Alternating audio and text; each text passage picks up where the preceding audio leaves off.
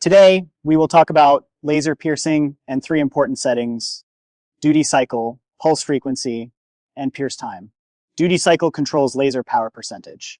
For example, a 3000 watt laser at 50% duty cycle works like 1500 watt. Low duty cycle does not have enough energy to pierce the material. High duty cycle uses too much energy and causes blowouts. We can see piercing results from 10 to 80% duty cycle. The 10% hole is too small and cannot pierce through. The 80% hole has clear blowout.